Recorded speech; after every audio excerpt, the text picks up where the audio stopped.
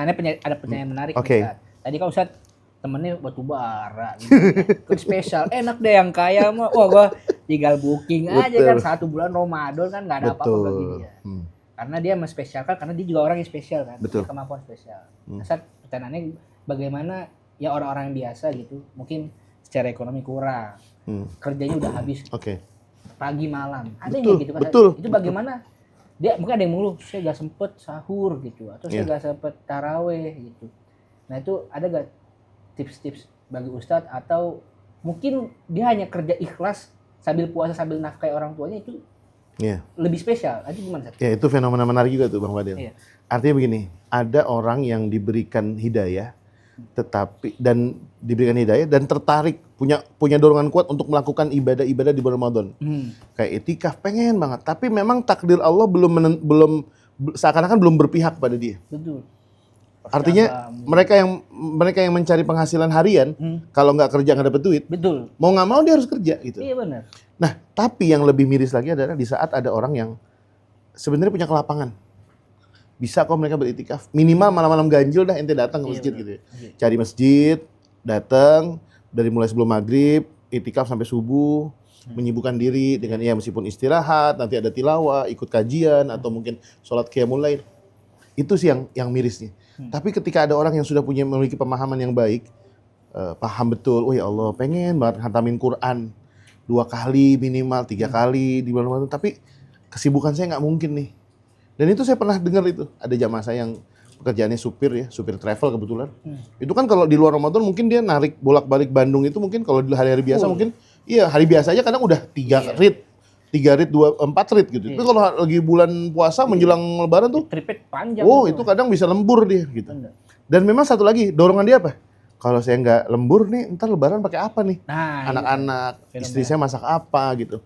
Nah artinya mereka itulah yang kita sebut mungkin ya ashabul a'zar ya. Mereka tuh punya keinginan.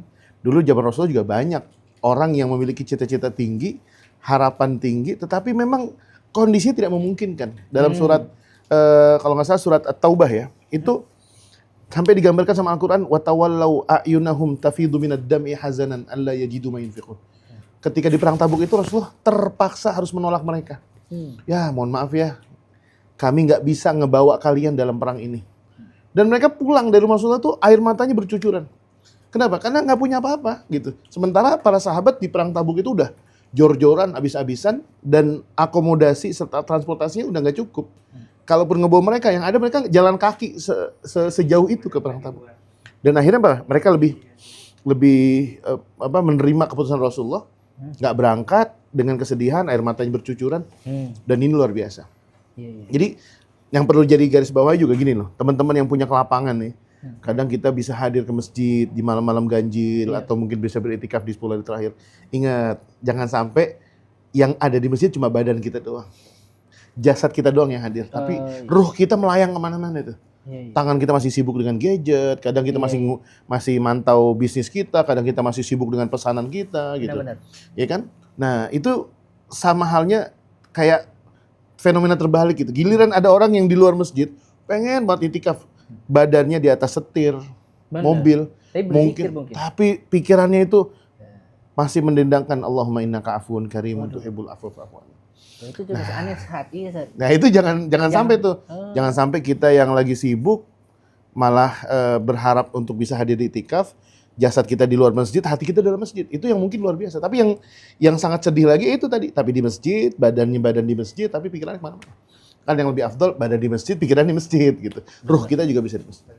Itu Bang Fadil. Nah, jadi korelasinya dengan apa yang harus kita persiapkan bakal Ramadan ya? Ya pertama sih, kalau saya simple ya. Saya tambahkan menjadi 3 hal. Kalau menurut Imam Nawawi, bekal pertama sebelum Ramadan itu taubat. Jadi Imam Nawawi ini mencantumkan segala bentuk persiapan ibadah. Semakin besar ibadah yang mau kita lakukan, yang kita kejar, bekal pertama yang paling utama adalah taubat. Kalau kita lihat risalah tulisan Imam An-Nawawi, beliau menulis, kalau mau haji, wasiat terbaiknya apa? Pertama adalah taubat.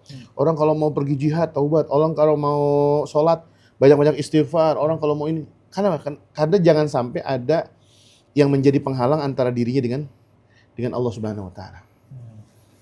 Apalagi dengan sesama kita. Makanya kalau kemarin momentum di bulan Sya'ban yang lalu, ada malam nisfu Sya'ban itu kesempatan bagi kita untuk menyelesaikan urusan kita dengan Allah dan dengan manusia.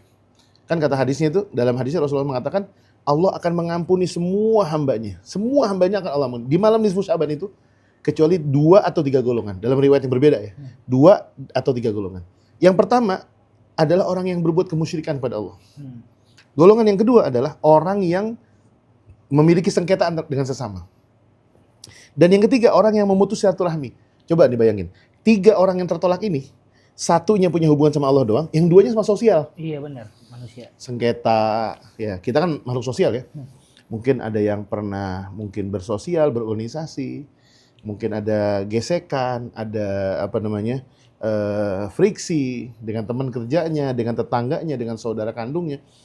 Malam nisfu Sya'ban itu kesempatan dia untuk menghapuskan segala bentuk persengketaan. Kalau kita yang dizalimi, kita gampang mungkin. Kita memaafkan bidzahril ghaib, memaafkannya tanpa diketahui orang pun itu udah luar biasa. Tapi yang persoalannya kalau kita yang berbuat zalim. Ditambah yang berbuat silaturahmi, yang memutus silaturahmi tadi itu. Kalau silaturahmi itu diputuskan, ini sebab kedua, faktor sosial yang menyebabkan orang itu tertolak amalnya. Nah makanya persiapan Ramadan ini yang pertama taubat, yang kedua menurut saya adalah takwa kepada Allah SWT. Takwa inilah yang menyebabkan kita itu bisa optimal dan nggak pusing. Ramadan itu kita demi siapa sih? Apa kita pengen dipuji oleh pasangan? Apa pengen dipuji oleh keluarga? Dipuji oleh guru? Dipuji oleh sahabat? Enggak sih. Takwa itu yang menjadikan kita bisa, bisa stabil. Dari awal Ramadan sampai akhir itu kita tahu target kita. Bahkan Rasulullah itu kalau di 20 hari pertama mungkin amalannya luar biasa. Di akhir Ramadan makin luar biasa lagi. Bahkan dalam riwayat Ramadan terakhir beliau, sebelum beliau kembali kepada Allah Subhanahu wa taala, itu yang biasanya itikaf 10 hari terakhir, beliau menjadi 20 hari terakhir. 20 hari dari tanggal 11 itu sampai tanggal akhir Ramadan itu beliau itikaf. Artinya apa? Ketakwaan itu cerminan bahwasanya kita itu nggak mengharapkan siapapun. Iya. Mau kita hatam sekali, mau kita hatam 2 kali, mau kita hatam 3 kali, atau kita tarawih di masjid, atau kita ini, nggak ada. Kita nggak mau puji, tapi karena kita lillahi ta'ala. Yang kita kejar adalah keselamatan diri kita, mendapatkan ampunan, dan mendapatkan bentukan maghfirah, mendapatkan bentuk maghfirah dari Allah Ta'ala. Dan yang terakhir, ini yang penting Bang Fadil, ilmu. Kembali kepada tadi itu, ilmu itulah yang mengantarkan kita tentang value Iya apa yang Anda tahu tentang Ramadan. Itu satu. Dan yang kedua tentang hukum fikih.